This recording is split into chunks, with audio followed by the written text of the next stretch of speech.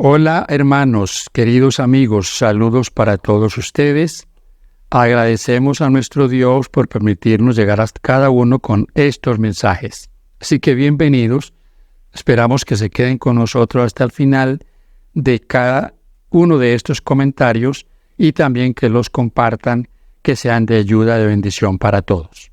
Vamos a comentar el capítulo 37 del libro El conflicto de los siglos. Este capítulo está titulado El conflicto inminente. Haré algunas lecturas y también comentarios. Página 639 del libro antiguo, aquel que conocíamos como libro rojo. Desde el origen de la gran controversia en el cielo, el propósito de Satanás ha consistido en destruir la ley de Dios. Para realizarlo, se rebeló contra el Creador y, aunque expulsado del cielo, continuó la misma lucha en la tierra, engañar a los hombres para inducirlos luego a transgredir la ley de Dios. Tal fue el objeto que persiguió sin cejar. Sea esto conseguido haciendo a un lado toda la ley o descuidando uno de sus preceptos, el resultado será finalmente el mismo. El que peca en un solo punto manifiesta menosprecio por toda la ley. Su influencia y su ejemplo están del lado de la transgresión y viene a ser culpable de todos los puntos de la ley. Santiago 2:10. Fin de esta primera cita. Fíjense, mis hermanos, que aquí lo que se nos dice es que Satanás en el cielo se rebeló contra la ley de Dios, pero ha tenido éxito aquí en la tierra en llevar a los hombres también a la rebelión contra Dios. Y fíjense cómo nos lo dice aquí la escritora Elena G. de White, sea que se eche toda la ley por el suelo o solamente se deje un punto de lado. Por eso el apóstol Santiago habla de que quien transgrede un punto de la ley se hace culpable de todos. Quien a plena conciencia y a mano alzada se levanta contra un precepto de la ley de Dios, ya los está violando todos. Segunda cita. En su afán por desacreditar los preceptos divinos, Satanás pervirtió las doctrinas de la Biblia, de suerte que se incorporaron errores en la fe de millares de personas que profesan creer en las Santas Escrituras. El último gran conflicto entre la verdad y el error no es más que la última batalla de la controversia que se viene desarrollando desde hace tanto tiempo con respecto a la ley de Dios. En esta batalla estamos entrando ahora. Es la que se libra entre las leyes de los hombres y los preceptos de Jehová, entre la relación de la Biblia y la religión de las fábulas y la tradición. Fin de la cita. Fíjense, hermanos queridos, el afán de Satanás: desacreditar los preceptos divinos, echar por el suelo la veracidad, echar por el suelo la legalidad de la ley de Dios, que los mandamientos no están abolidos, pero los hombres le siguen el fuego, aboliendo la ley de Dios. Y además de eso, incorpora toda clase de dudas de los mismos que profesan creer en la palabra de Dios. En este conflicto hay una batalla terrible, una batalla entre la ley de Dios y las fábulas de los hombres. Entonces aquí estamos en esta lucha, y usted y yo tenemos, por la gracia de Dios, la orientación para no dejarnos engañar, para no caer en las tradiciones, para andar siempre prestos a oír la voz de Dios y de su palabra. Y también que estemos atentos a lo que nos dice el Señor a través de su sierva. El espíritu de profecía es para eso, para ayudarnos a comprender todos estos asuntos en los tiempos finales. En la parte final de esta página 639 leo la siguiente cita. Los elementos que se coaligarán en esta lucha contra la verdad y la justicia están ya obrando activamente, La palabra santa de Dios nos ha sido transmitida a costa de tanto padecimiento, de tanta sangre de los mártires. No es apreciada debidamente. La Biblia está al alcance de todos, pero pocos son los que la aceptan verdaderamente por guía de la vida. La incredulidad predomina de modo alarmante, no solo en el mundo, sino también en la Iglesia. Muchos han llegado al punto de negar doctrinas que son el fundamento mismo de la fe cristiana. Los grandes hechos de la creación como los representan los escritores inspirados, la caída del hombre, la expiación y el carácter perpetuo de la ley de Dios, son en realidad rechazados entera o parcialmente por gran número de los que profesan ser cristianos. Miles de personas que se envanecen de su sabiduría y de su espíritu independiente consideran como una debilidad el tener fe implícita en la Biblia. Piensan que es prueba de talento superior y científico argumentar con las Sagradas Escrituras y espiritualizar y eliminar sus más importantes verdades. Muchos ministros enseñan a sus congregaciones y muchos profesores y doctores dicen a sus estudiantes que la ley de Dios ha sido cambiada o abrogada. Y a los que tienen los requerimientos de ella por válidos y dignos de ser obedecidos literalmente, se los considera como merecedores tan solo de burla o desprecio. Mis hermanos, qué interesante estas reflexiones. Fíjense ustedes en estos párrafos que hemos leído la verdad que se encierra en una corta porción de lo que escribió aquí Elena G. de Foix.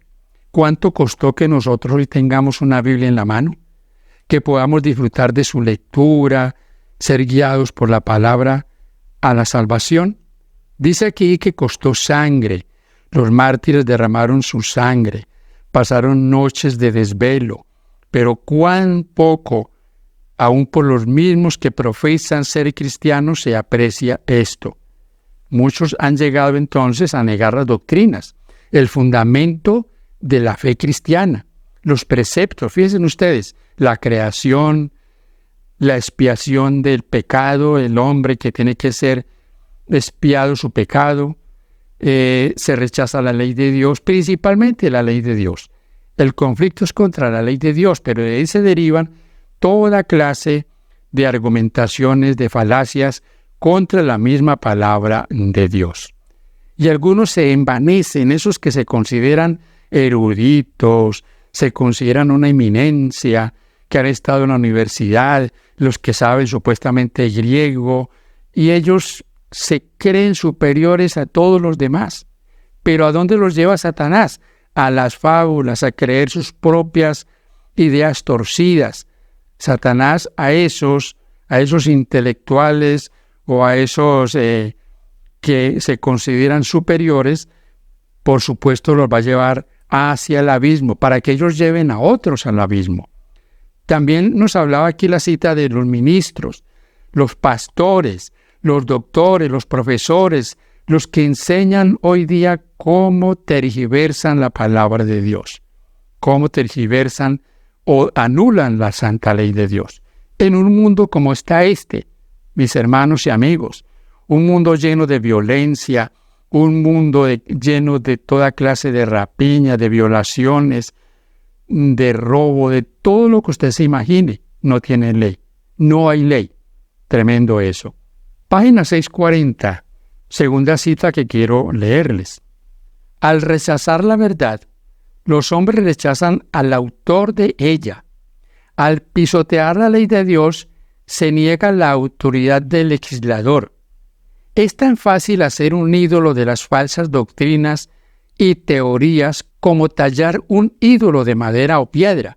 Al representar falsamente los atributos de Dios, Satanás induce a los hombres a que se formen un falso concepto con respecto a Él. Muchos han entronizado un ídolo filosófico en lugar de Jehová, mientras que el Dios viviente, tal cual está revelado en su palabra, en Cristo y en las obras de la creación, no es adorado más que por un número relativamente pequeño. Miles y miles deidifican la naturaleza al paso que niegan a Dios en ella. Aunque en forma diferente, la idolatría existe en el mundo cristiano de hoy tan ciertamente como existió entre el antiguo Israel, en tiempos de Elías, en tiempos de muchos así llamados sabios o filósofos, poetas, políticos, periodistas. El Dios de los círculos selectos y la moda de muchos colegios y universidades y hasta de muchos centros de teología no es mucho mejor que Baal, el Dios de los fenicios. Fin de la cita. Rechazar, mis hermanos, estas cosas, rechazar las verdades de Dios, pisotear la ley de Dios, es irse contra Dios mismo. Pisotear un solo punto de la ley de Dios es irse contra Dios. Fíjense cómo dice aquí la escritora. Es tan fácil hacerse un ídolo de talla como hacerse un ídolo de una falsa doctrina. Las falsas doctrinas se convierten en ídolos para muchos. La defensa de falsos mandatos, la defensa de el falso día de reposo domingo, la defensa de tantas fábulas. Interesante esto. Entonces, fíjense, mis hermanos, cómo miles y miles desfilan una vez tras otra detrás de tantas cosas perversas. Los profesores, los periodistas, los políticos, y ya les dije, los teólogos de hoy se han hecho un Dios que no es otro que el Dios Baal, el Dios de los fenicios, y el Dios al que muchos judíos llegaron a adorar. Al final de la página 640 hay otra cita que quiero leerle y pasaré a la página 641. Dice, ninguno de los errores aceptados por el mundo cristiano ataca más atrevidamente la autoridad de Dios. Ninguno está en tan abierta oposición con las enseñanzas de la razón. Ninguno es de tan perniciosos resultados como la doctrina moderna que tanto cunde, de que la ley de Dios ya no es más de carácter obligatorio para los hombres. Toda nación tiene leyes que exigen respeto y obediencia. Ningún gobierno podrá subsistir sin ellas. Y es posible imaginarse que el Creador del cielo y de la tierra no tenga ley alguna para gobernar a los seres a los cuales Él creó. Supongamos que los ministros más eminentes se pusieran a predicar que las leyes que gobiernan a su país y amparan los derechos de los ciudadanos no estaban más en vigencia, que por coartar las libertades del pueblo ya no se les debe obediencia. ¿Por cuánto tiempo se tolerarían semejantes prédicas? ¿Pero es acaso mayor ofensa desdeñar las leyes de los estados y de las naciones que pisotear los preceptos divinos que son el fundamento de todo gobierno? Oiga, hermano y amigo, qué tremendo esto, ¿no? El dicho que está en la boca de los mismos cristianos, la ley de Dios ya no hay que guardarla, ya eso es obsoleto, eso era para los judíos, eso era para otra época, ya nosotros no estamos bajo la ley, ya estamos bajo la gracia. Pero fíjense en esto, dice aquí, si las naciones tienen leyes para que haya mejor convivencia, todo país tiene leyes, tiene constitución, entonces Dios no tiene una ley. Dios va a juzgar al mundo ahí a lo que salga. ¿No habrá un código para juzgar al mundo? Pues ese código es la ley de Dios, porque Él es el creador. Ahora, lo que dice aquí me llama la atención. Si un ministro, si hoy un Dante Gebel, un Cas Luna, un Esteban Bor, predicara, en este país ya no hay ley, no, ustedes no son esclavos de esa ley, son libres. ¿Cuánto tiempo duraría este ministro hablando eso? Pasaría como ha pasado en algunos lugares donde han habido algunos creyentes de algunos grupos que han llegado a denigrar del Estado, a hablar del gobierno, de las leyes de ese Estado, y entonces han sufrido persecución, pero no por asuntos religiosos, por asuntos casi que políticos. Entonces, mis hermanos, toda nación tiene una ley y nosotros la respetamos. ¿No tiene Dios una ley? Increíble, increíble esos conceptos aún de los mismos cristianos. Ahora, mis hermanos, piensen ustedes en esto. Si es una ofensa quebrantar las leyes de nuestros países, ¿es menos importante quebrantar la ley de Dios? ¿Echar por el suelo un solo mandato de Dios? Es para que reflexionemos. Segunda cita que voy a leer, página 641.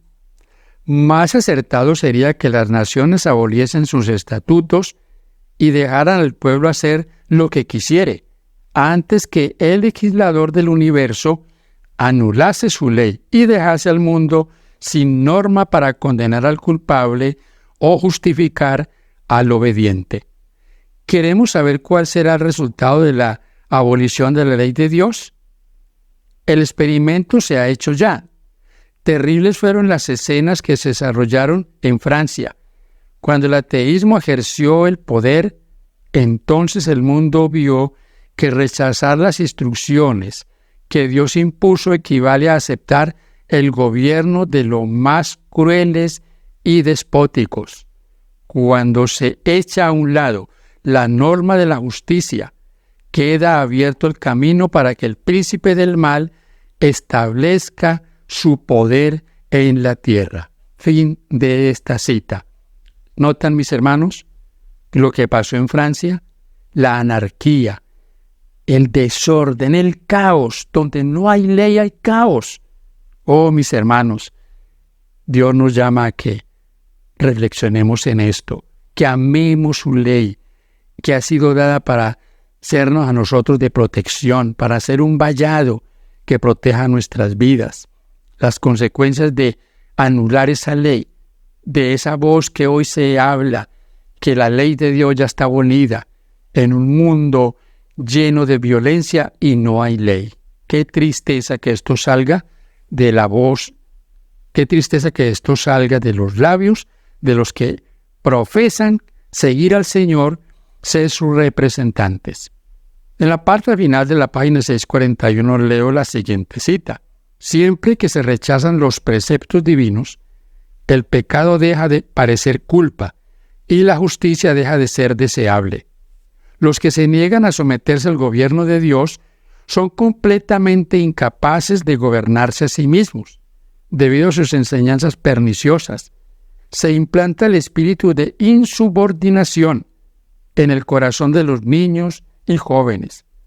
De suyo insubordinados y se obtiene un resultado de un estado social donde la anarquía reina y es soberana. Al paso que se burlan de la credulidad de los que obedecen las exigencias de Dios, las multitudes aceptan con avidez los engaños de Satanás. Se entregan a sus deseos desordenados y practican los pecados que acarrean los juicios de Dios sobre los paganos. Aquí debemos reflexionar, y creo que está en una cita anterior leída, la parte donde dice que hay burla y desprecio por los que obedecen a Dios y quieren guardar su palabra, sus mandamientos. Aquí se repite la misma escena. Se entregan a sus deseos desordenados y practican los pecados que acarrearon los justos juicios de Dios contra los paganos. ¿Y qué hacen? Dice también, se burlan de los que creen, se burlan de los que obedecen a Dios. Y eso es, mis hermanos, una de las cosas más funestas que podemos imaginar. En la página 642 quiero compartir la última cita de esta reflexión, no sin antes invitarlos a que compartan y además a que estén pendientes porque haremos unas reflexiones de este capítulo que es muy interesante. Los que le enseñan al pueblo a considerar superficialmente los mandamientos de Dios siembran la desobediencia para recoger desobediencia. Rechácense enteramente los límites impuestos por la ley divina y pronto se despreciarán las leyes humanas. Los hombres están dispuestos a pisotear la ley de Dios por considerarla como un obstáculo para su prosperidad material, porque ella prohíbe las prácticas deshonestas, la codicia, la mentira y el fraude, pero ellos no se imaginan lo que resultará de la abolición de los preceptos divinos. Si la ley no tuviera fuerza alguna, ¿por qué habría de temerse el transgredirla? La propiedad ya no estaría segura. Cada cual se apoderaría por la fuerza de los bienes de su vecino. Y el más fuerte se haría el más rico. Ni siquiera se respetaría la vida. La institución del matrimonio dejaría de ser baluarte sagrado para la protección de la familia. El que pudiera, si así lo deseare, tomar la mujer de su vecino. El quinto mandamiento sería puesto a un lado junto con el cuarto.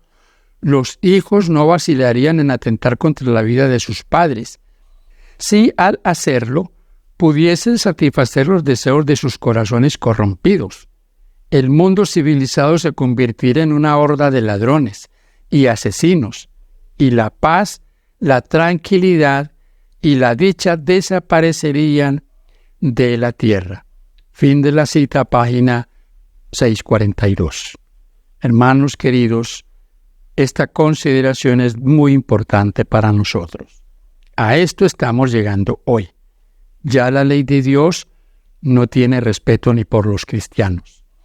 Y mis hermanos, si no hay ley, entonces viene toda esa cantidad de desórdenes que aquí en este párrafo leído se nos presentan. La rapiña, la corrupción, el anular el matrimonio, padres siendo asesinados por sus hijos. ¿Estamos viendo eso hoy? Por supuesto. El conflicto final, hermano y amigos, será contra la ley de Dios. Recuerden ustedes que este conflicto que es inminente, este conflicto se acentuará cuando la ley de Dios sea totalmente dejada de lado, cuando se anule y cuando se impongan leyes que van contra esos preceptos divinos. Recordemos lo que dice Apocalipsis 12:17. Entonces el dragón se llenó de ira contra la mujer y se fue a hacer guerra contra el resto de la descendencia de ella, los que guardan los mandamientos de Dios y tienen el testimonio de Jesús. Mis hermanos queridos, el conflicto final tendrá que ver con la ley de Dios y con los que van a exaltar esa ley divina que hoy está siendo echada por tierra. Quiera Dios que nosotros podamos ser de aquellos que en su vida diaria exaltan los preceptos divinos y son luz para el mundo. Gracias por quedarse con nosotros hasta este punto. Gracias por compartir. Les esperamos en una próxima reacción de este capítulo 37 del libro El conflicto de los siglos. Que Dios bendiga a todos. Paz de Cristo.